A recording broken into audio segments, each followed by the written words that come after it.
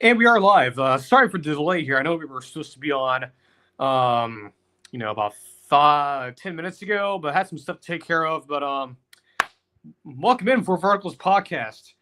I'm hearing myself in the background there on the YouTube channel on my computer here, so I have to close that window. But welcome in for Verticals Podcast episode 137. Getting close to 140. This is for, of course, October 21st, 2025. A lot of things to discuss here. I mean, we have Week 9 and college football preview, predictions for all the big games. Unfortunately, they're all SEC today. We'll do some other games, some of the other major games on Thursday, particularly with the upset alert. But, once again, mostly SEC games. Not because I'm a SEC homer. It's just that's how the schedule works, or at least how it's working lately. So, unfortunately, we are, having to do SEC games, mostly the focus this week, but hopefully in the future, in the coming weeks, we will not be doing that as much. But just the way it goes sometimes. We'll do SEC, I guess, and SEC focused Week 9 predictions. We have updates on the coaching carousel. A lot of movement already happened of Billy Napier, where we didn't do a video on that Sunday for several reasons. Just didn't have time to do it, but we'll talk about it today. Other jobs probably going to come, probably will be open here in the near future, sooner rather than later. And we have, of course, reaction to the Bucs losing last night to the Lions on Monday Night Football. So a lot to cover here today on the show. Jam-packed show. Before you're new here, welcome in. We do the show on Tuesdays and Thursdays around this time. For the most part, sometimes you have to do it a little bit later, but just depending on how my schedule works during the day. But, of course, we cover all college football year round. We have Marvel and Star Wars news when it's available to talk about. As right now, we're sort of in a dead period in terms of for both of those topics on the show. But, for the most part, mainly college football. Of course, you add in NFL stuff with the Buccaneers. But, of course, we do this show twice a week on Tuesdays and Thursdays, so it'll be, normal time on Thursday. But, yes, like I said, sometimes we've had to do shows on a, Thursday night or Tuesday night. It happens sometimes. It may happen again in the future, potentially. But, how about that, too? The natural light, by the way, instead of using the light in front of me. Sort of a minor change I made here because after watching the previous shows and whatnot, I kind of feel like, the light here in front of me on my desk. Probably not the best light, so the natural light here, very good here, very bright actually, much more brighter on camera than it actually is in the actual studio here. So how about that? But one more thing to mention here before we get started, of course, a couple more things. One, make sure, of course, you subscribe to the YouTube channel, podcast feed on Spotify. Of course, we'll upload that either later today or tomorrow. The podcast only, audio only, and of course, YouTube. You can watch it live right now. I think there's one person watching live, and I can watch the replay as well if you missed it live. But by the way, too, I also had a bit of an influx of subscribers. We added two more friends to the subscription count here on YouTube. So, but one thing I did want to mention before we get started the actual show, you may have noticed on Twitter, I'll pull up here on my account here, that there's a survey that I put on there, and the survey is actually tied to a class I am taking, a graduate school class, and it's very important that you guys fill it out. It's very simple. It's nothing, it doesn't sign you up for anything. It doesn't, you don't have to give your address or whatnot, your full name. It's it's an anonymous survey, so just fill it out. All you need is I had to re-upload the survey because I originally had an age restriction on it to where, hey, if you're 18 plus, filled out. That's off the table. So if you're not 18 plus, you can go ahead and do it. So helps me out and helps out the class I'm in, taking currently. So just fill it out. You don't have to we don't have to. I'm not making a requirement, but it's just something that's out there on my Twitter. So if you're following over there, then you should see it. It's the pinned tweet there on X, Twitter. So be sure to check it out. It's hurricane related. So especially if you're in Florida, maybe if you're in, Wyoming or, Akron, Ohio, probably not going to be qualified to fill it out. But if you're in the state of Florida in particular, I would say fill it out. It's good. It's good. It's a good survey for especially for a lot of folks who live in the state, given it is hurricane season and whatnot, kind of fits the time frame. So I'll probably remind you guys again on Thursday, but yeah, the survey's on there. It'll be pinned for at least the next week or so. Just be sure to fill it out if you have a chance to do so. It's not required, but just something that I've put out there for you guys to fill out for my class. So if it helps me out, helps out my class, and it doesn't really help out the channel at all, but just for my class and whatnot. So just fill it out if you can, if you have time. All right, let's actually get into the show here instead of the survey. That's not part of the show, but got a lot of big games. Of course, they're fortunately for some folks all SEC based. So no ACC, no Big Ten, no Big 12 games on here. At least today, we'll dive into the rest of those on the upset alert segment on Thursday. So, and look, this is not me necessarily like picking out these games in particular. These are just unfortunately the big games of the week happen to be in the SEC. So it's not my problem. It's the way college football is structured now. So unfortunately, yes, this is all, at least last week and this week, it's all mainly big SEC games here on the Tuesday show. Unfortunately, again, that's not my fault. It's just the way the sport's structured. So first game up here, Ole Miss at Oklahoma. This is a noon game on ABC, Oklahoma. Now, I will admit, when I did the show prep yesterday, that was during the whole Amazon Web Services outage. So, like, for example, FanDuel was not working. Numbers weren't up. Betting lines weren't up. So when I was filling this out last night, I unfortunately had to use a other resource. I believe it was DraftKings, I believe. So this is from DraftKings, but it's the same idea. I mean, it's not totally different than FanDuel. Maybe the numbers are slightly different, but unfortunately, we had to use different numbers because of the AWS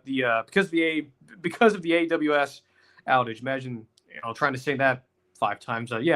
Because of the outage yesterday, we cannot use FanDuel, so we had to use DraftKings. But so Ole Miss, according to I guess we'll get back to that in a minute, the betting line. But a huge game here, Ole Miss and Oklahoma. So there's a few ways I can break this down from the Ole Miss perspective and the Oklahoma perspective. Of course, that's how we, do previews. But from the OU perspective, right? So you got past, your experience with Cocktober, at least for this year, on the road to South Carolina. You took care of business. A week before, you lose to Texas, so you rebounded nicely. Now you're rewarded with playing Ole Miss, a team that you lost to last year. So it's a revenge spot for you. How do you respond? It's at home, first time being at home for a few weeks. How do you respond, right? In terms of playing a team with a pulse, certainly with South Carolina, at least last weekend, didn't have much of a pulse offensively. So now you're facing a much tougher task in facing Ole Miss, which is going to be the toughest offense you faced so far this year. I think if you really think about it, it is the toughest one. I mean, you had Auburn, Michigan. Those two offenses don't really put the fear of God into you. Texas, not so much. South Carolina, but Ole Miss does and should put the fear of God into you. In terms of, from a football standpoint, they are an explosive offense. They do have a good quarterback in Trinidad. Is it Calabas? I cannot remember his last name, but with Trinidad. And apologies to him too if he's listening, but I believe it is. Trinidad Chambliss, I believe. Chambliss. Trinidad Chambliss. He should put the fear of God into you. He is very good. He is going to be, at least at this point, until you face Bama later down the road, and I guess Tennessee, the best quarterback offense you will face all year. And you're facing a really good offensive coach in Lane Kiffin. But unlike some of these other teams you face, like Auburn, Oklahoma, Michigan, even, I guess maybe not South Carolina, but maybe the big schools you face, like Texas especially, this is not the best defense you faced all year. This is probably one of the worst ones you faced all year. This is not the same Ole Miss defense you faced last year that had like Walter Nolan and all those transfer guys who came in through the portal last spring. Those guys are not there anymore, okay? They're playing on Sundays now. At least some of them are. I believe Walter Nolan is with the Cardinals now, I believe. But, so Ole Miss defensively, major step down. Offensively, about the same as last year, maybe slightly worse. But still has, it's a team of a pulse, right? I mean, unlike Auburn and Texas for the most part, and even, a team like Michigan, this is the best offense you faced all year. So I'm wondering, the chess match here with the coaches, right? You have Brent Venables, defensive line, Lane Kiffin calls the offensive plays. Him and Charlie Weiss's son. How's that going to look, right? Is Ole Miss is Lane Kiffin going to be able to scheme up stuff with Trinidad and these wide receivers and some of these skill position guys? Because look, they took advantage of Georgia's secondary. They're able to exploit it at times. Now, of course, as the game went along, Georgia, Kirby Smart, Glenn Schumann, they adjusted. Excuse me. So they're able to do that. I wonder if Brent Venables can do that. Certainly can, right? He's really good defensive mind. So I'm expecting that to be the big chess match here. The Oklahoma defense with Brent Venables and the Ole Miss offense with Lane Kiffin calling the plays. That to me is where that's literally the matchup of the game. There is nothing else to really say about it. Like there's no other avenue we can probably go down. I mean, there's no special teams route. There's no, I don't know, like defensive line route. I mean, it really is Lane Kiffin versus Brent Venables. Literally. I mean, really think about it. Not them actually fighting, but just them on the field fighting each other. But the other side of it, I guess, is, the flip side, right? You have the Oklahoma offense versus Ole Miss's defense. Again, I think Oklahoma's offense with Napier and company, they should get their yards on this Ole Miss defense. I just don't think it's that good. We've seen it really crumble, especially against, last week against Georgia and then the week before against Washington State. I mean, look, for the most part up until when they played Washington State, they didn't really face a team with a pulse offensively. Like LSU doesn't count, nor did the G5 teams either they faced. Or I think the G5s and the FCS team, including Kentucky as well, in there. But I mean, when Ole Miss has faced a team, at least offensively with a pulse, they have struggled, right? And again, the Washington State game last week against Georgia, they've really struggled. So I do think that Ole Miss is going to have some issues defensively going against a very, very good Oklahoma offense. Not an elite offense at all, but a fairly decent offense.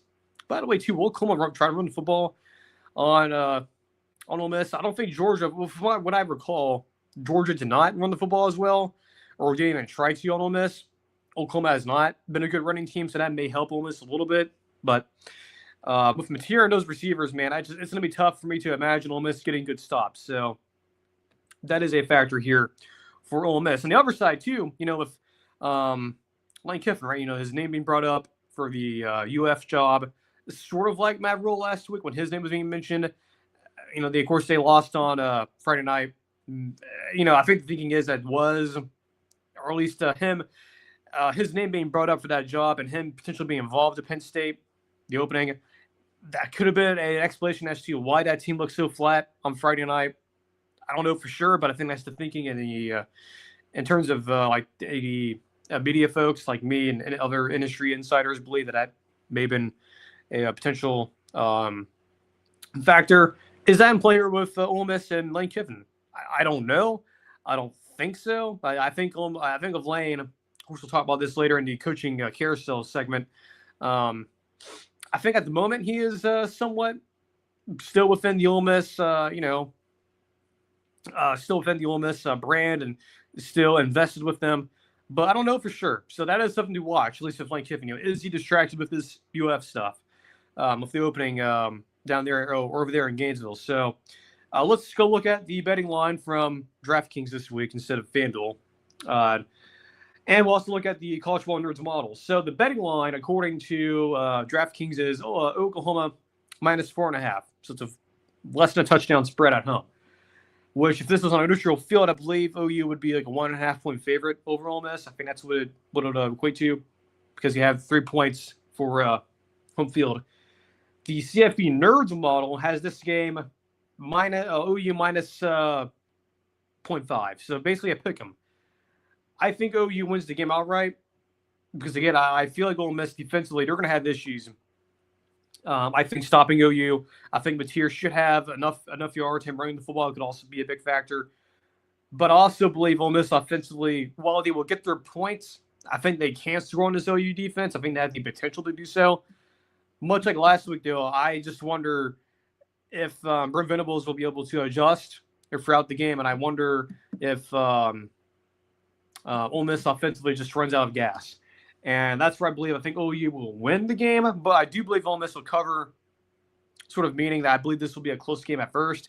But I do believe Oklahoma, much like Georgia last week, I think they will find a way to get some pretty crucial stops here late in the game.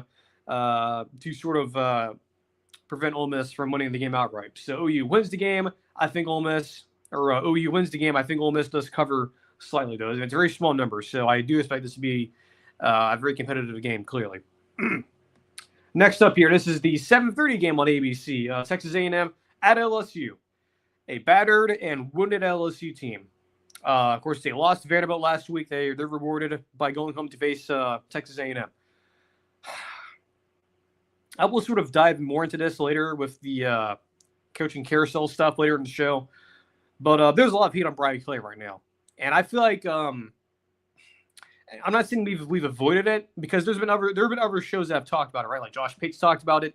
Bud Elliott over on Cover 3 has been very vocal about this whole Brian Kelly situation, and it's getting it's getting to the point where he is on borrowed time now. So we're not shying away from it anymore. Like Brian Kelly is on borrowed. He's on borrowed time. Like I believe that a situation there is developing, and this is making this game looming very, very large for him. It's not like, I'm not saying that they lose this game and he's immediately fired. I just wonder if they lose this game, that much like what happened with Florida State last week or this past Saturday with the Stanford game, that certain things don't get set in motion for Brian Kelly. So there's that. We'll sort of circle back to that later in the show. But yeah, huge game for Brian Kelly in terms of his job security. Yeah, I believe that's real. And I believe this could potentially be the beginning of the end for him. I don't have much point in saying that, but that's sort of the broader context of this game outside of the actual game being played. So now in terms of the actual game, look, you have LSU in wounded Tiger mode. You're at home. It's at night. Do they respond? I know I'm not trying to sound like I'm not trying to sound like Mike Norvell here, but literally, how do they respond? I'm not doing this as a joke here. Like, how do they package what happened last week and say, you know what happened last week at Vanderbilt? That's not us. We're at home. We need to show up. We need to show the college football world that we're not what we were last week. I wonder if LSU can do that. I think defensively they can. I trust Blake Baker. I trust the whole staff there defensively. I don't know about the offense. For LSU, just like Joe Sloan. Look, I have nothing against Joe Sloan personally. I'll be honest. He seems like to me a very, very dumb. He seems like a very dumb OC. I don't know what else to say. He seems like a very stupid offensive coordinator.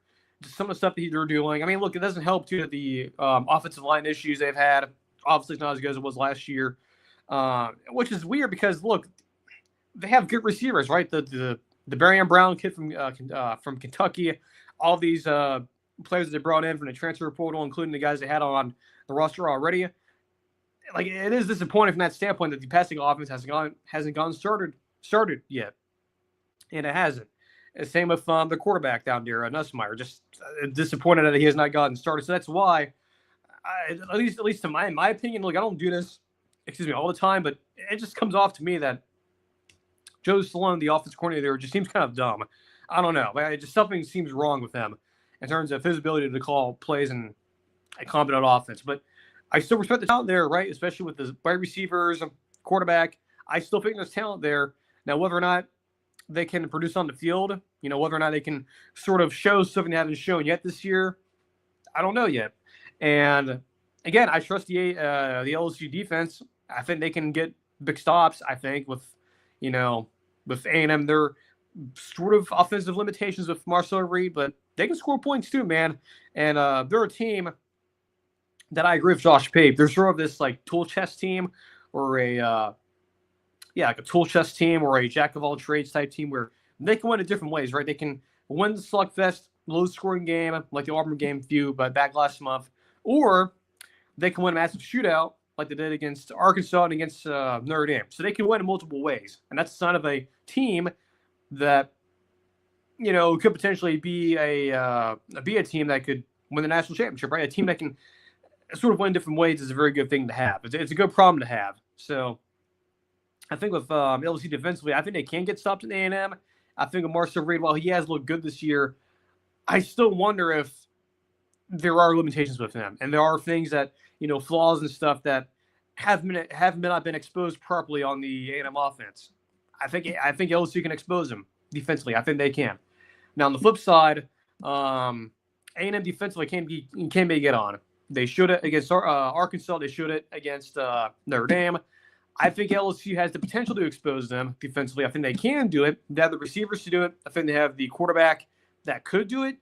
Again, I just don't know if the play caller is qualified to do it. And Joe Sloan. Again, it feels like to me he sort of feels like a dumb OC, sort of like Matt Rule's buddy Satterfield, who was there last year for Nebraska and rightfully was removed from his post there as OC. Joe Sloan to me feels like another Marcus Satterfield type character. He just seems like a very dumb OC. So again, my question goes back to LSU offensively. Can they do it? Can they show something that they have not shown this year? Can they, get these? Can they let these receivers eat? Can Garrett Nussmeier, if he can sort of navigate his health stuff, like him not being fully healthy, and just him not having a good year so far. Again, can he show us something he hasn't shown us this year? Can he be able to exploit this A&M defense, the secondary that was exploited against Arkansas of Taylor Green and was exploited by C.J. Carter Notre Dame? I think he can do it. I don't know if he will truly do it. I'm still iffy on that. But their potential is there, right? I mean, they have the talent there at the receiver position. They have the talent there somewhat at quarterback. They can do it, okay? They can do it. I think LSU, the home atmosphere here is going to be the wild card here for me. Because LSU at night, at least of the home atmosphere and it being a night game, LSU at night is totally different than they are during the day. Okay, I mean, you've seen it for multiple big games. Now, the few exceptions are, some of those Bama games, like last year and in the past, where it was either Bama was able to harness the crowd last year or just winning the game outright, or not winning the game outright, but winning a close game on the road, right? So, like, besides Bama, LSU at night, very, very good team. Very, very good atmosphere there, traditionally. However, I almost wonder with, the stuff with Brian Kelly, his future up in the air, the team losing last week. I wonder, and I'm worried, is that atmosphere going to be up to the level where it should be for a game like this?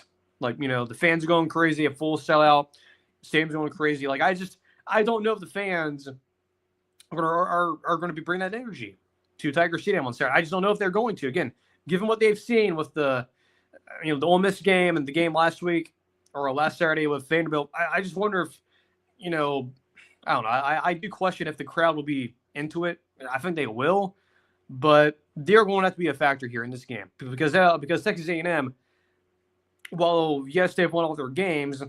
I kind of feel like a lot of these places they've been to, especially Notre Dame, has had an effect on them a little bit, at least at some points. And I think LSU is going to be the toughest venue they would have been to all year. It is one of the toughest in the country. They have, so far, at least this year, have not lost at home yet, which tells you how important being at home is. Because of I guess we can get to the betting line and the CFB Nerds model. So A&M currently is a 2.5-point favorite on the road. Makes sense to me. If you follow the power rating stuff, A&M has been above LSU. That makes sense to me. They should be the favorite here. Now, CFB Nerds, their model has them minus 6.2. It's a little bit higher. So they think A&M should be favored a little bit more.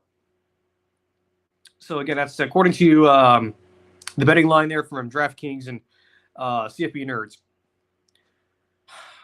I thought a lot about this game. Originally, I was going to go with A&M because I feel like they're just a team that is in takeoff mode right now, whereas LSU is grounded. But based on what I've seen from the SEC this year, and like I said a couple weeks ago about the conference being sort of like, kind of like when you read about World War II or World War I in your history books, and and when you're in school, this is what the SEC feels like, and it's sort of what it's been like. These roaring factions, these massive, powerful, dominant programs, sort of battling each other for supremacy, and it's going to be a war every single week. I think this game is a clear example of that. While A&M is favored in the game, and they should, I think this game being at Tiger Stadium, and I do believe the fans will show up, even though I am sort of skeptical of that. I think the fans will show up. I think that crowd there at LSU will be a factor. I think LSU offensively should be able to get yards on A&M. I think the right receivers going against this A&M secondary that has been susceptible. You've seen it in 2 games already, okay? You saw it against Arkansas. You saw it against Notre Dame. I think this is where Texas A&M falls. I think they lose. I think LSU wins outright. This is desperation mode for not only LSU as a team, but also Brian Kelly as a coach. We'll circle back to that later with the coaching carousel stuff. So, prayer hands for LSU. Prayer hands. I really want them to win. Okay, I really want them to win. I think a lot of folks down there would much prefer they win, and this whole regime change arguments and rumors can sort of at least cool down a little bit, at least for the time being. But if they lose, man, that will start some stuff rolling in terms of a regime change happening down there. So much like what happened with Auburn and Florida State, that could be LSU next. Let's see here. I think we have 2 more games left in the preview here. I'll need some water real quick. I've been going for about almost 30 minutes here, so me and myself on YouTube, and we should be back here in a moment.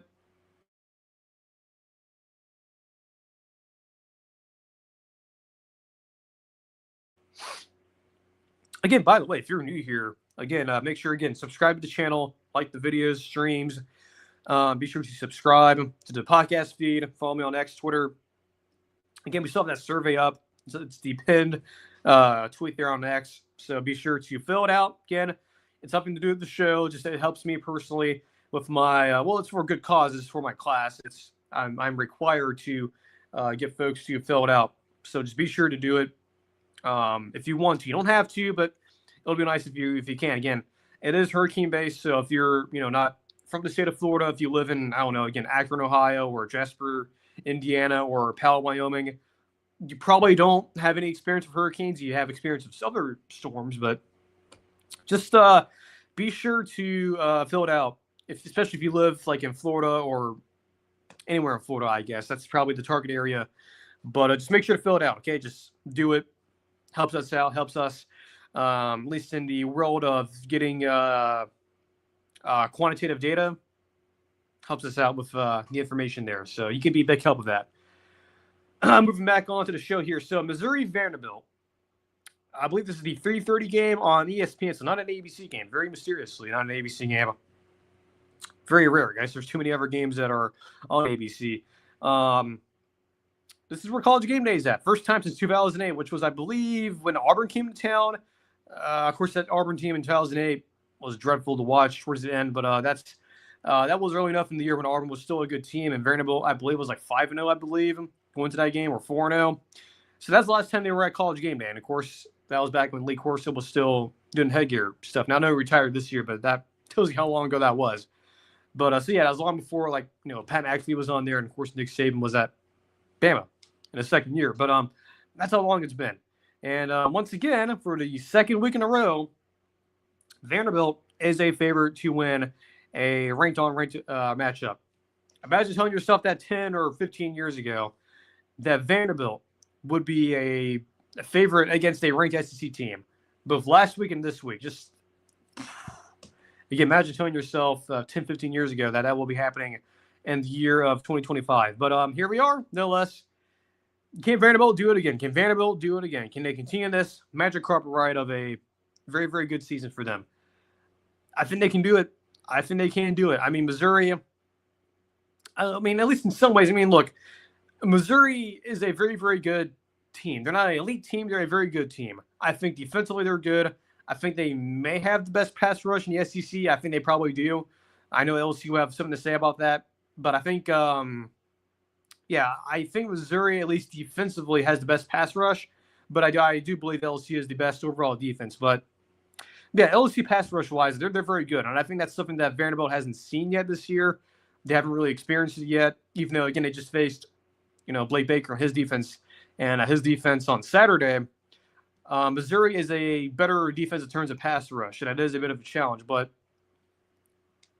thinking about Vanderbilt, a lot of these teams, because I think Vanderbilt is definitely one of those teams in takeoff mode. And what takeoff mode means, when we bring this up, is sort of like when you're on an airplane, when you're taking off, right? You're taxiing and and you eventually take off. That's like Vanderbilt right now. Vanderbilt at the beginning of the year was sort of taxiing and whatnot, and yes, had the Bama result, but that's sort of like when your plane has a mechanical delay or something like that. Then eventually you leave the gate. That's Vanderbilt right now. Vanderbilt is now in the process of taking off. They're going like this right now. They're scaling up. And I don't know if they can be stopped yet. Now, can Missouri do it? Are they sort of built like Alabama was back a couple weeks ago? Can they stop this Diego Pavia Timbeck offense? Is the OC Timbeck? I think it is. Maybe I got that wrong, but regardless, can they stop this offense of Diego Pavia? I think they can get some stops, but then again, is Vanderbilt this team that's on this, massive high? They're on takeoff mode. Can they be stopped right now? I don't know. I mean, Missouri, again, at least from the pass rush standpoint, they can do it. I think they have the ability to do so. To sort of, at least what I'm trying to say is they have the ability to disrupt that Vanderbilt offense. I think they can do it, but I don't know if they will. It's going to be very tough, especially on the road in a somewhat now a very tough place to play at, Vanderbilt Stadium there. But I do think on the flip side, Vanderbilt's have their hands full with Missouri's offense. I do believe Missouri is a much better team offensively than LSU. Sort of the opposite here. So, I mean, you have Hardy, the running back. You have Pribula, the quarterback. Both of those obviously have threat in the run game. You saw Missouri or you saw Vanderbilt struggle with that against Alabama a little bit when they went down to Tuscaloosa. So Missouri offensively can do that. I think they will get their yards. I think they will be able to sort of stress this defense.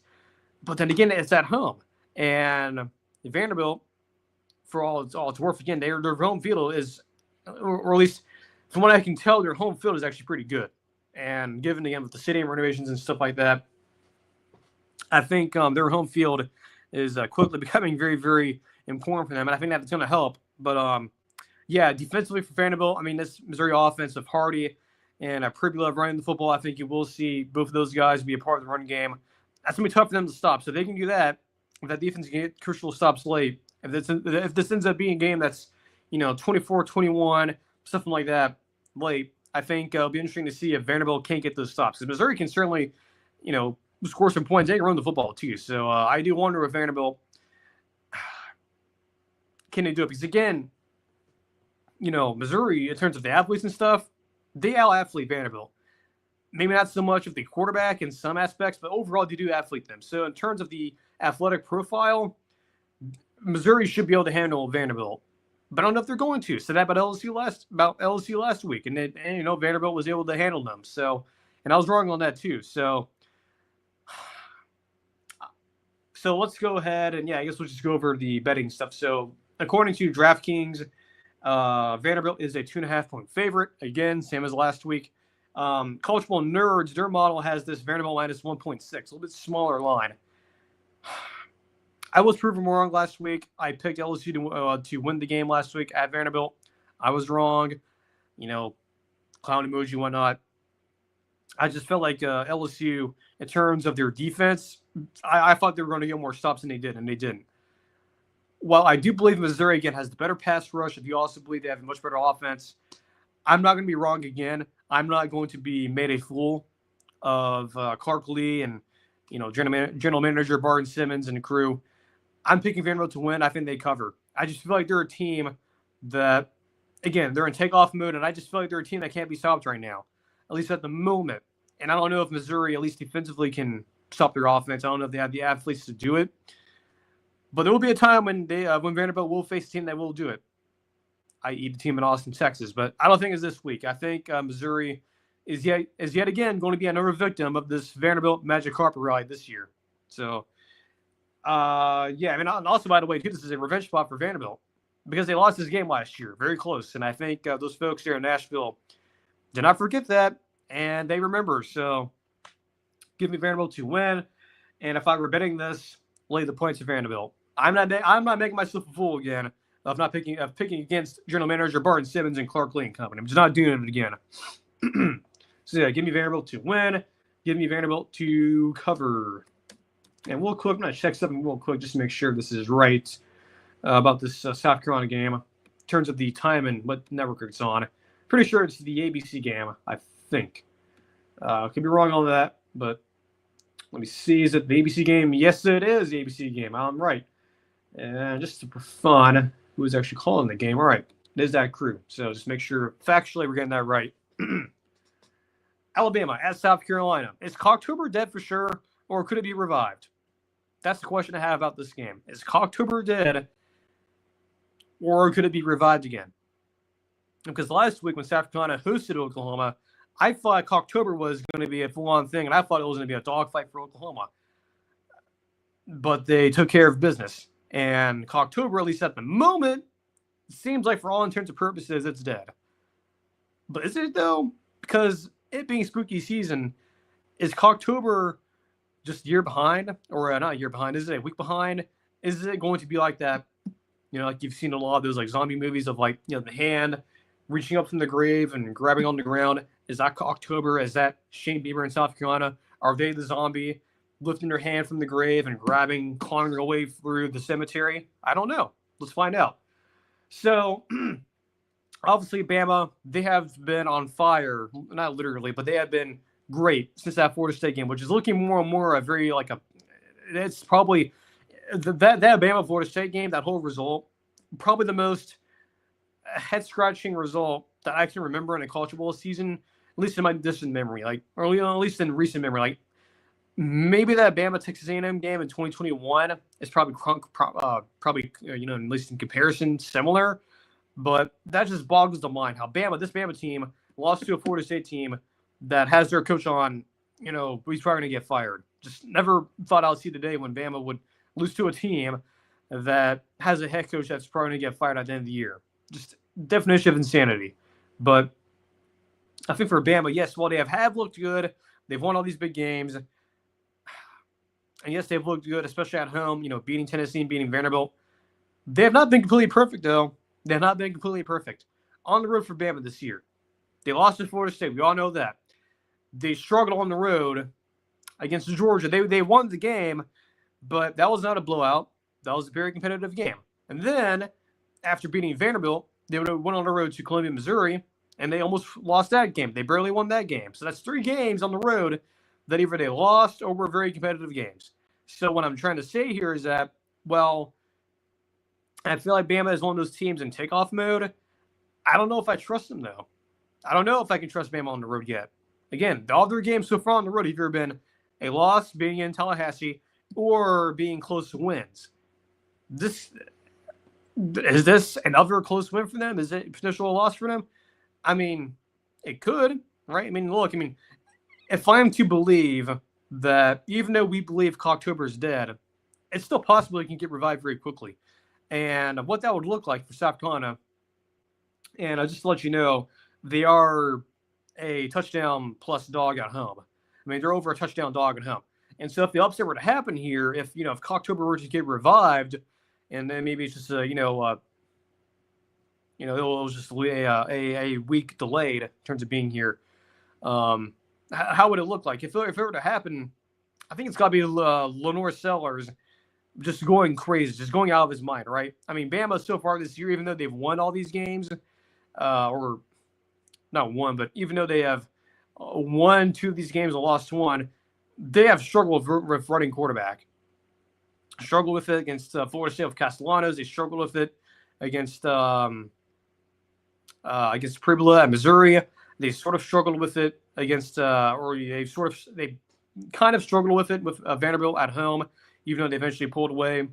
Kind of struggled, with it against Georgia, but not really against Tennessee because they don't have a running quarterback up there, at least if Joey Aguilar. But yeah, in terms of running quarterbacks, especially with Cam Womack, they have struggled. Even going back to last year, right, with the first Pavia game, Jackson Arnold, Nico, just all of those games that they have struggled, Bama has defending running quarterback. And here they are with Sellers now. Even last year's game with South Carolina, that was a very competitive game and came down to the wire. And they struggled with containing Sellers.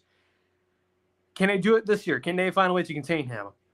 I think Bama defensively has improved. I think they have sort of fed on lesser competition. Well, not lesser, but just lesser teams in terms of talent. I sort of guess. I don't know what I was trying to say there, but even in those games, again, the Missouri game against Vanderbilt, game against not Georgia, but yeah, Missouri and Vanderbilt. Yeah, Missouri, Vanderbilt. Even though they won both of those games, they still give up a lot of yards. Pavia had a big run. I believe, Pribula and that whole offense, they had some success against Bama. So Bama's still susceptible. And, of course, they lost to Florida State with Castellana. So they are still susceptible to running quarterbacks. So that's going to be a challenge to them. So can they stop Lenore Sellers? Can they sort of contain him, bottle him up, not let him, run around and get big plays? I think that's number one for Bama, or at least their main priority. Because outside of Sellers, this South Carolina offense, I mean, it's like they can't run the football. Their wide receiver room is awful. It's the worst in the conference by far. So outside of Sellers, man, that's the only thing. At least if I'm a Bama fan, that's what I'm worried about. So I'm not worried about those receivers for South Carolina. I'm not worried about those running backs for South Carolina. I'm worried about Sellers. And Sellers, if you're to win this game and revive Cocktober, he's got to have a big game. He has got to have a big game using his legs. Because if he doesn't, then Bama's probably going to end up pulling away here, and they end up doing what Oklahoma did to you last week and really suffocate you and just suck life out of Williams-Brice Stadium. But as I can say that, Bama defensively is not Oklahoma. Bama defensively has, again, struggled with the running quarterback, and they're facing another one this week. So why would I believe that Bama is going to not struggle with them, with South Carolina, even with all the limitations at the receiver and at running back?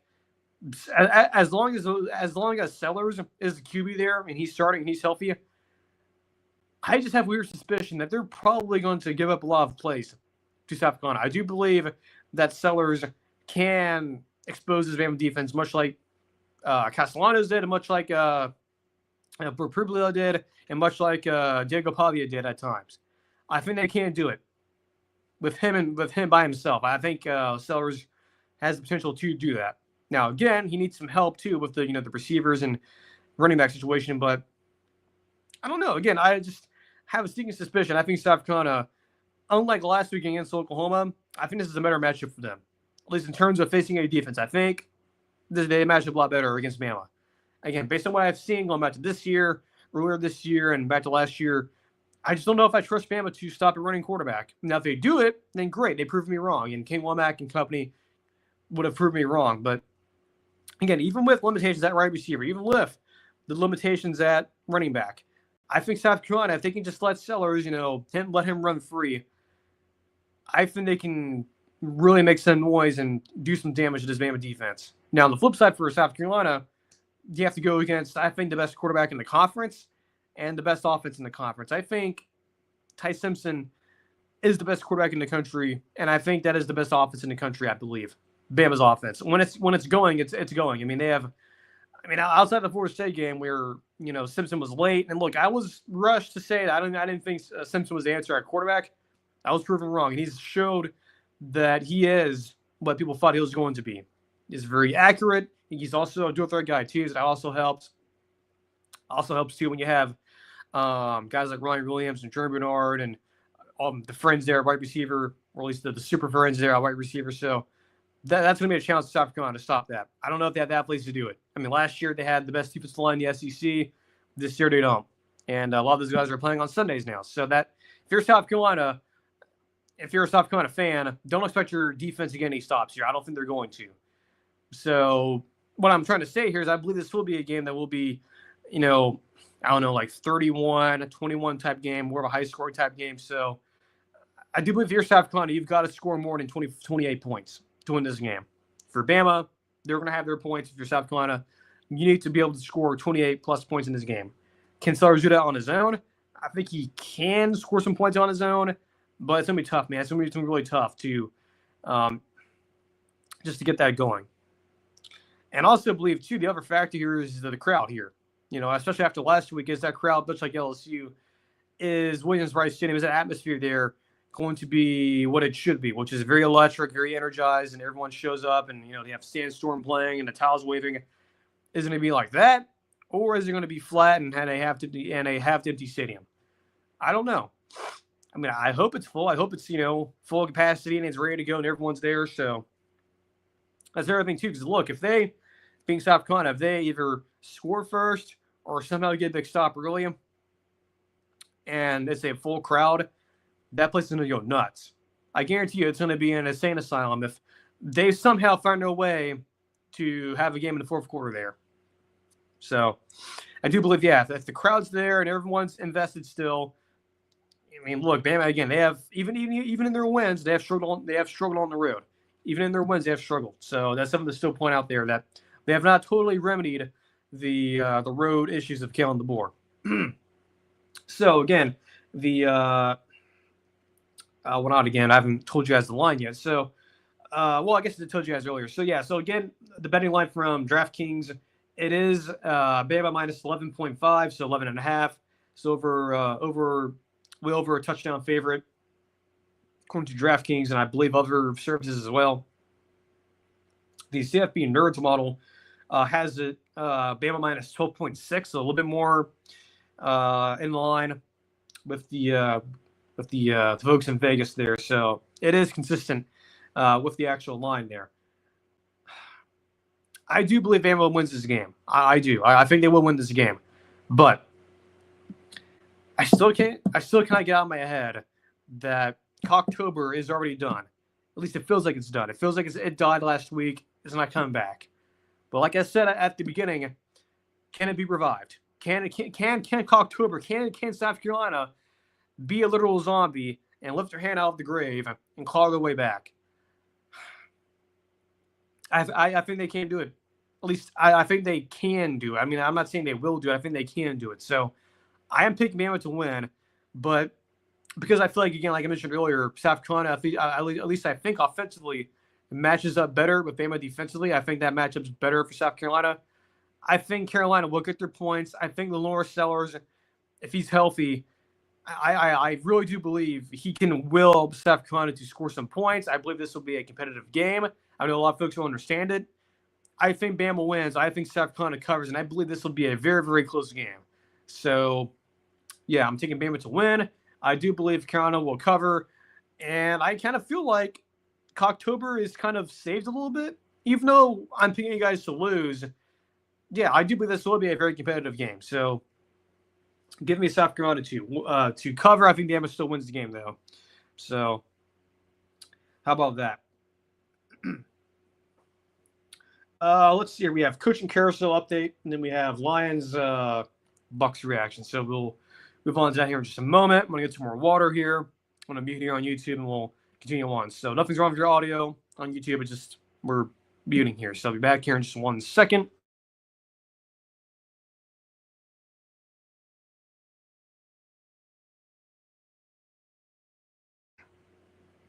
All right, we are back on YouTube. So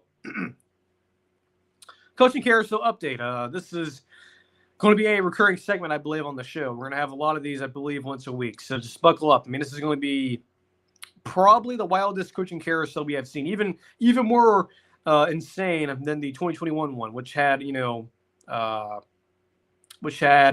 Lincoln Riley leaving Oklahoma, going to USC, and had Brian Kelly going to LSU. This will be that on steroids. It'll be even worse than that, I believe. We've already had movement, right? We have Billy Napier got fired on Sunday. We'll talk about that in just a second.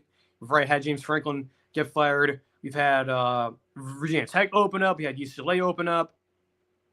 We've already had some other G5 schools open up. So it's already been busy already, but I think more are coming. But we'll start off here with Billy Napier. Again, we did not do a video on this for several reasons, and the schedule just didn't work out Sunday night. Otherwise, we would have.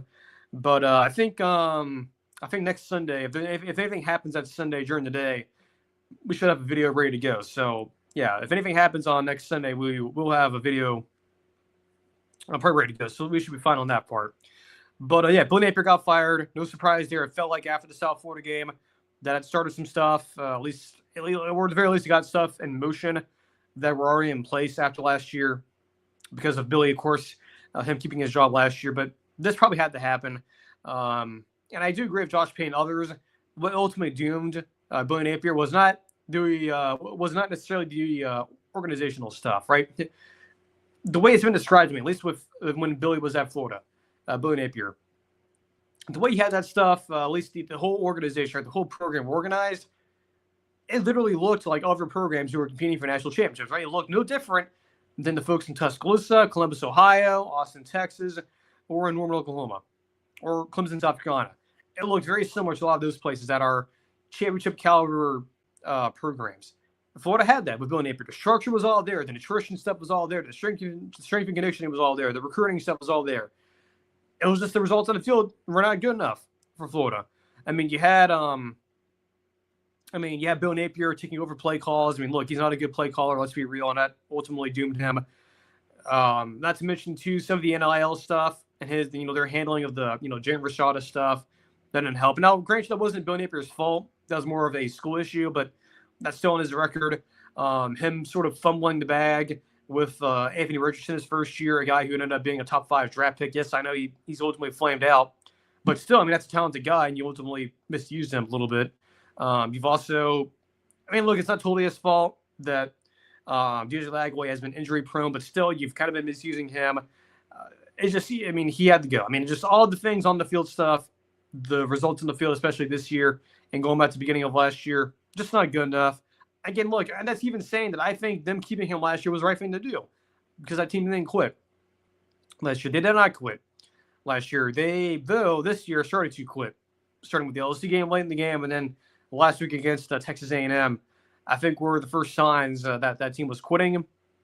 I think with the bye week coming up, it helped out. So he's out. Billy Gonzalez, who's been there under several head coaches, the wide receivers guy, he's taking over as the interim coach.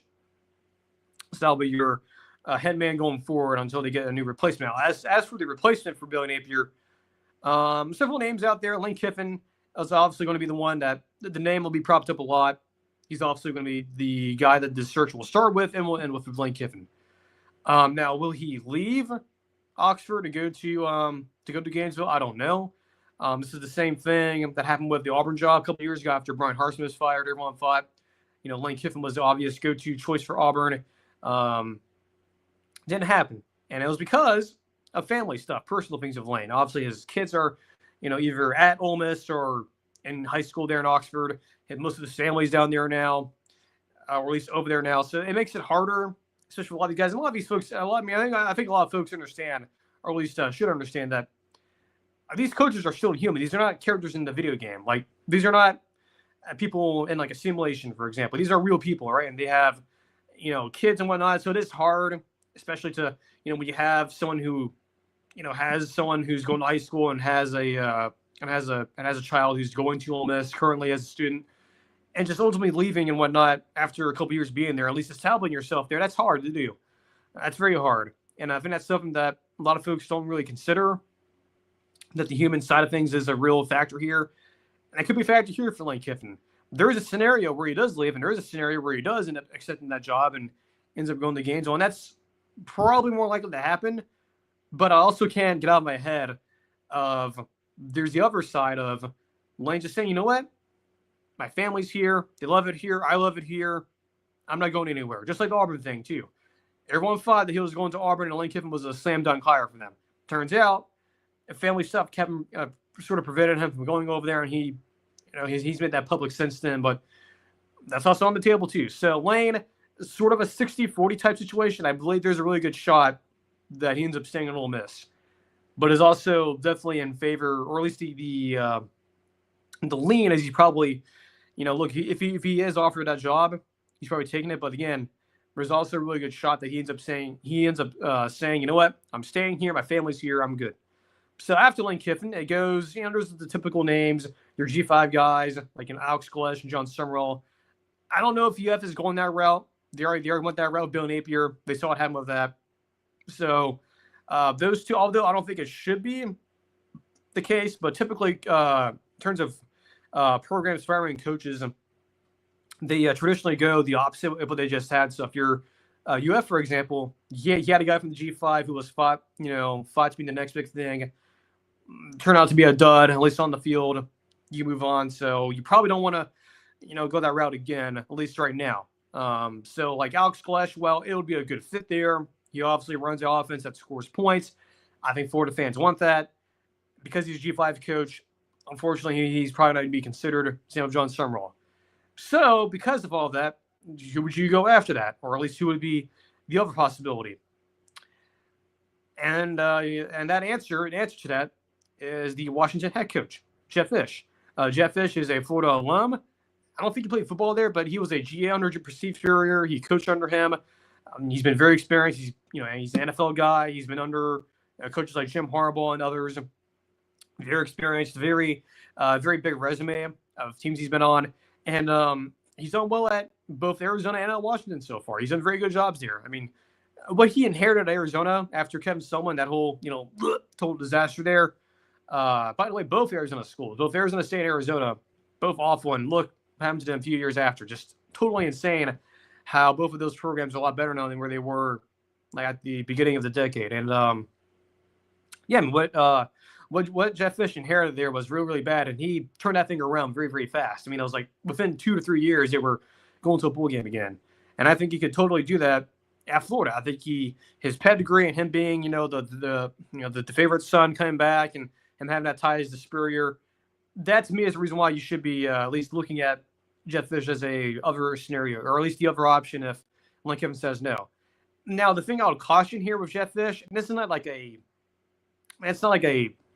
major red flag for him, but it is something for Florida fans. At least if I were a Florida fan, I would sort of question, is the fact that he, at least at the moment, has the offense that doesn't score a lot of points. I think for a Florida fan, you would much rather have a coach that knows offense and can score points. So that's what I'm looking for. So that's why Lane Kiffin is number one option. Is the number one option, because he is a guy that can, call. He's a offensive mind, the mad genius and whatnot. He can call plays and score a lot of points. I don't know if Jeff Fish can do that. I think Jeff Fish is a good program builder, sort of like Billy Napier, but much like Billy Napier, he's not a play caller, right? He's not someone that is known to score points, at least a lot of points. So that would make me a little more timid on that. So I do believe Lane Kiffin is the favorite. I do believe it does stop and end with him. So we'll see what happens there.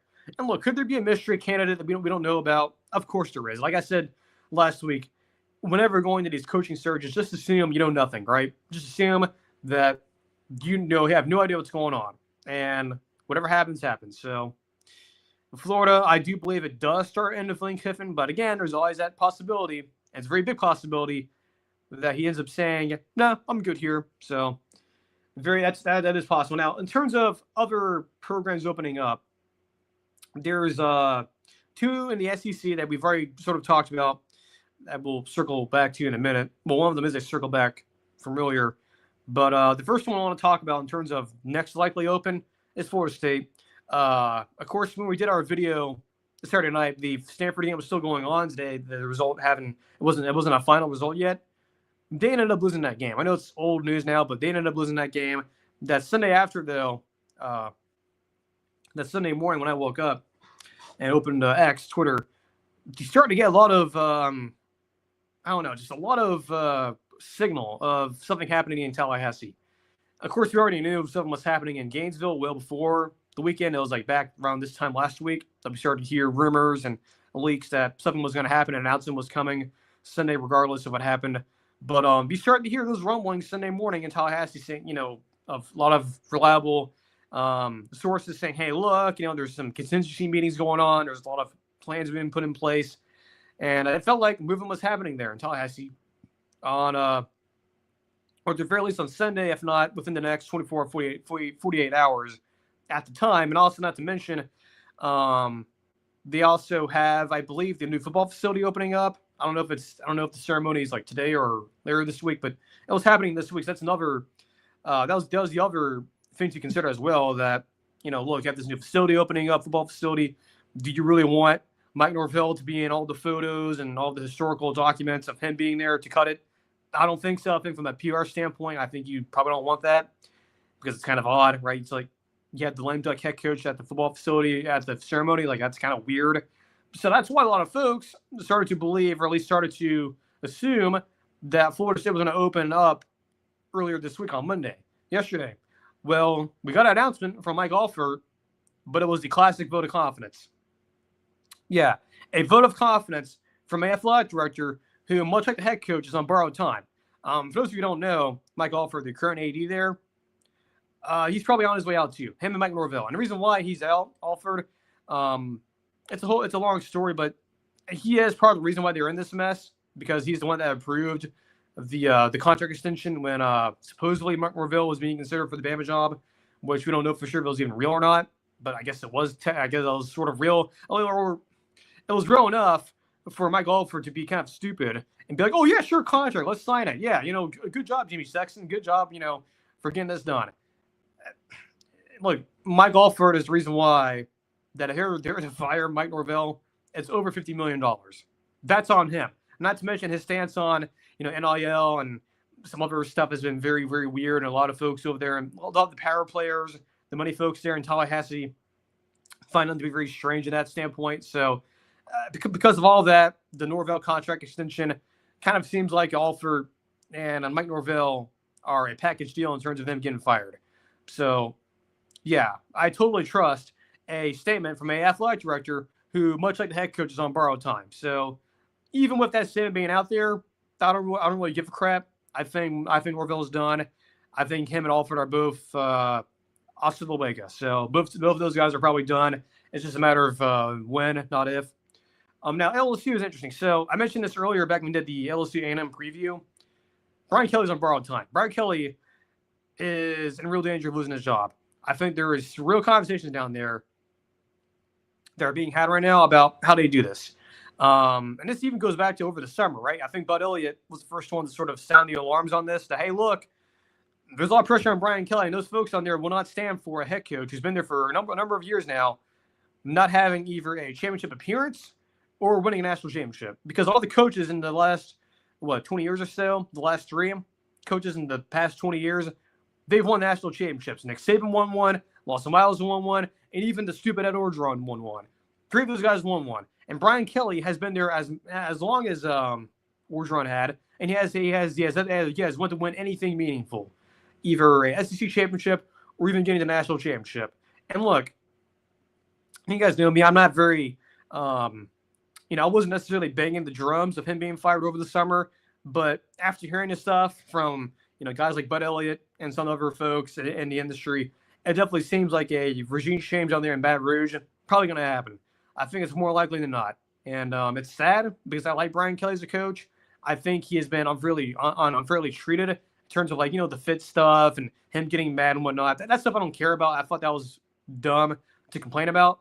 But I do understand that results on the field have to matter. And the offensive output this year with Joe Sloan not been good enough. So either with Brian Kelly here, either he gets fired and there's a total regime change there, or they navigate this season and it's sort of like a Les Miles 2016 type situation where he's on borrowed time, but they're just delaying it until next year for some reason, and maybe they make a change at OC, they get rid of Sloan. So, LSU, that one I actually believe is real. I think there is real smoke there, and I do fully trust sources like guys like Bud Elliott and a lot of the industry insiders, and they're saying, look, there's a real chance that this LSU job opens up. So. He's on borrowed time for sure, and it's not a matter of, unfortunately, if, but when with Brian Kelly. Same with Hugh Freeze at Auburn. We thought that an announcement was coming. Same with Billy Napier on Sunday. Didn't happen. Of course, with Florida State, also Wisconsin, too, having the vote of confidence, quote-unquote, from their athletic directors. I will say, though, the one for Luke Fickell was very weird. Like, it wasn't really a vote of confidence. It was just, guys, we need to donate more money to the football program. Donate to what? The program is toast. It's kind of like saying, oh man, the car is even more totaled than it was earlier. Totaled is totaled. The program's barbecue chicken.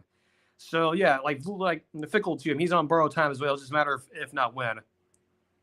Or excuse me, when, not if. I mean, he's toast as well. But Hugh Freeze, so yesterday he does his press conference. By the way, the podium changed. Instead of a table, it's a podium. So people were caught off guard by that, apparently. But so he comes up and he sort of, I don't know the exact quote, but I think he was asked, I believe from Justin Hokanson from On3, asked me, I believe it was him, either him or Nathan King from 247, but either one of those guys, I believe he was asked, Hugh Freeze saying, hey, Florida State, Wisconsin, their ADs or their respective ADs put out a statement for the coach. Do you expect something from John Cohen? And Hugh Freeze, I think, said, hey, I would like to have that. It hasn't happened yet. That to me seemed really weird, seemed very odd. And look, I understand that a lot of folks want him fired. A lot of Auburn fans are sick of him. A lot of folks are tired of the offense being like crap, and they're tired of this whole stretch of Brian Harsin and him sort of being like not really much different from each other. And I agree with that. Like if you were to look at the Brian Harsin era and the Hugh Freeze era, just on like a Wikipedia page, and you didn't know who the coaches were, they're basically the same thing, which is really crazy to believe. And the only difference is the talent's better at Auburn now than it was under Brian Harsin. But the fact that there's no thing from the AD, it just seems like to me that things are happening and they're being very secretive about it at Auburn, which is different than what has been in the past. So my feeling is that if they do lose out to Arkansas, which I think they probably will, it is Arkansas Super Bowl moment. It's Barbie Trino's next opportunity to get a huge home win. I think Hugh Freeze is done. Now, the real question is, I mean, he's done obviously. He's not coaching them next year, I don't think. I don't think he's the coach for Auburn next year. The real question for Hugh Freeze is, and this is something that Bud Elliott brought up in Cover 3 recently regarding Hugh Freeze, is either they fire him and it looks ugly, or they tell him, look, you have health issues and whatnot. Let's not make this too ugly. Let's say, hey, you're resigning, or you're retiring or whatnot, or maybe not retiring, but just resigning for health issues, and you want to take some time off to focus on that, and you want to help choose the next head coach, or at least be present and whatnot. They could obviously do that and make it seem very clean, or they could go the route of just saying, you know what, we're firing him, whatever. Thank you for your services. Have a good day. I don't know which direction they go. I just wonder, or at least I'm just thinking, the fact that John Cohen hasn't said anything, there's been no vote of confidence, and it's been total radio silence. That to me at least translates to me, or at least signals to me that things are in motion there, and they're just getting things ready. They're being really hush hush about it, and they're being real professional about it, which they should be. I don't think you should be. I think it's probably better that you don't say anything, but at least, I mean, I think it's better that you don't say anything and you're, working behind the scenes to get stuff done. So yeah, I do believe the fact that you haven't heard anything, I think kind of signals that things are happening, and regardless if they win or lose next week, this coming up game, I think he's done anyway. So yeah, I think things are happening at Auburn. If I had to choose out of the three, Florida State, Auburn, and LSU, who's more likely to get wins when a change is going to happen, or at least which one's first, kind of feels like Auburn's first, and then I think LSU, and then I think Florida State, just given that it's both the AD and head coach there. So yeah, I think Auburn's probably next, LSU after, and then Florida State are probably going to open up. So yeah, again, I think the fact that you haven't heard from John Cohen, I think that does translate to, yeah, we're doing stuff behind the scenes and we're getting stuff ready to go. So let's see here. I have one more thing to go over, and then we'll end up to wrap up the show, and that is Bucs Lions reaction. Of course, the Bucs fall 24-9. This almost became a splattering in Detroit. This was very close to being one. It wasn't technically one, but definitely felt like it.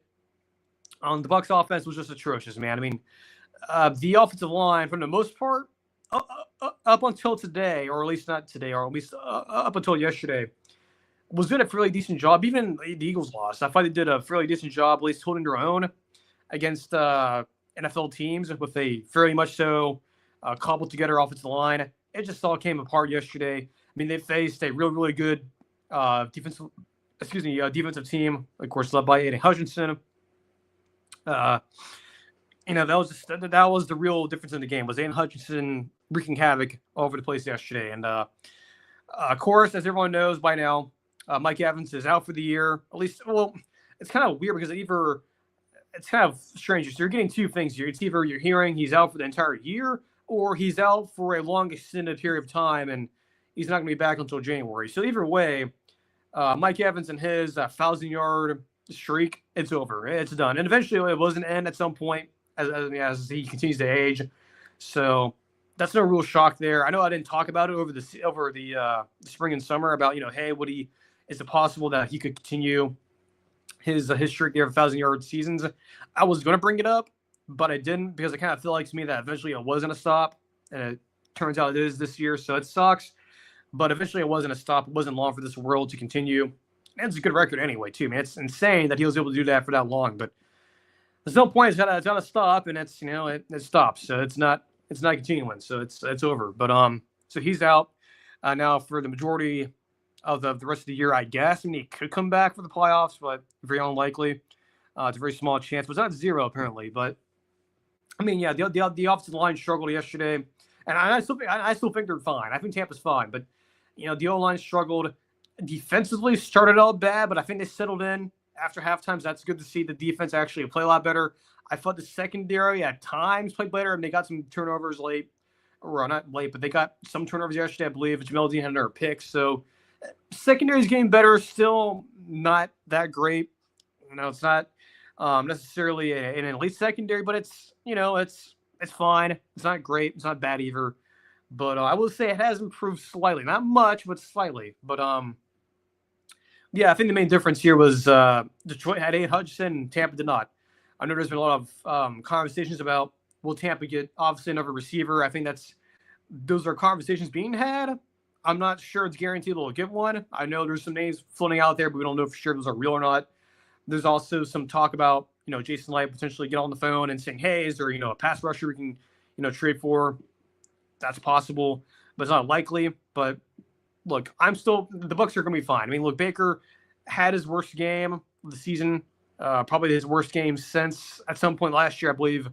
I think probably the worst game since, I believe, what would it have been? And maybe one of the Atlanta games last year, but anyway, I mean, like he didn't play terrible. I mean, he had some moments, but again, you're facing Aiden Hutchinson. You're facing a very good defensive line with the Lions, and it's tough, and it's tough to go on the road, especially in an environment there that's been sort of revived since Dan Campbell's been there, at least since his second year. But yeah, that's a good quality team in Detroit. I believe I did pick Tampa to lose. I mean, look, this is another example too of train derailment theory. I mean, there were just so many things last night. I mean, look, because I should probably explain train derailment theory. So if you're new here, train derailment theory is something we use for both college and NFL, with Tampa especially. But what train derailment theory is sort of, when you see a train derail, it's different than a crash. A derailment is just, then you ever the actual locomotive derails and goes off the tracks, or even one of the cars do or whatnot. But it's not a total crash. It's not, God forbid, a train hitting a car. That's not a derailment. That's just a crash. So, and a derailment can be caused by a lot of, small things. Or whether it's like, the rails aren't placed properly. Maybe it's overgrown track with grass over it. Sort of just like these little things add up to causing a derailment. And I think for Tampa last night, a lot of things started to add up. Like the offensive line struggling. The pass defense early on was bad. Baker and the offense struggling to get things going. Just these little things adding up really were the catalyst for them losing last night. So that game last night was an example of train derailment theory. So, look, they have to go back on the road to face New Orleans. It's a short week. It's before the bye week. Even though New Orleans is, and we'll talk more about this on Thursday. Even though New Orleans, yes, they're a terrible team, but they're still a NFC South rival. I mean, they're Tampa's biggest rival, right? So even though, again, they're a really bad team, and that team is the fan base seems to be checking out. That team looks lost. The fact that it's on a road, or I don't know what I just said there. Even though it's on the road and it is a rivalry, yeah. So I mean, look, it's on the road. It's a rivalry game. That game scares me for sure. It does scare me, and not to mention too, again, the dynamics here. Tampa has a bye coming up. They're off a short week, so yeah, that game definitely scares me if I'm a Tampa fan. Again, we'll talk more about it on Thursday, but yeah, just from a situational standpoint, yeah, that game does concern me a little bit now, given that again it is a short week. You have the bye week coming up. You have a lot of guys who are banged up. I don't know what Tampa team we're going to get on Sunday, so we'll see. But yeah, I mean, it is what it is. I'm still confident in Tampa to be a good team. Now, are they the best team in the NFL or even the best team in the NFC? Maybe. I mean, maybe, but it is what it is. It just, they just ran into a very good defense last night. Their offensive line, until they start getting guys back healthy, they're going to have games like that, especially against the more elite pass rushes. Now, thankfully, you don't have that coming up with a team like New Orleans and some of these other teams towards the end of the schedule. But, games like, games against, the Bills eventually and the Patriots, the Rams, it's going to be tough to deal with those teams. Those teams do have at least a pulse defensively that can challenge you. But, yeah, I mean, it just is what it is. And look, they're going to lose more games for sure, but how many more? Is it 2 more, 3 more? We'll see. But they're still a good team. They're not. It's not like they're going to go. Like, I don't foresee them collapsing like they did a couple years ago, almost in 2022, I believe that's what it was. Yeah, in Baker's first year, and they just lost like 5 in a row. So I'm not expecting that. It's not impossible, though. It's not impossible. So yeah, that's the show. Of course, we'll be back on Thursday, usual time. So again, just as a reminder, we still have the survey available on my Twitter. I believe it's still up there. Yes, if you haven't filled it out yet, do so. Just go to X, Twitter. I believe this should be in the link of the YouTube channel. So be sure to fill it out if you want to. It's not a requirement, but it helps me out, especially with my class I'm taking. So be sure to fill it out if you can, and it helps me out. It's not required, but does help out. So until Thursday, enjoy the rest of your Tuesday, enjoy your Wednesday, and your midweek, if you will. Until then, take care of yourselves and each other, and we'll see you guys on the next stream.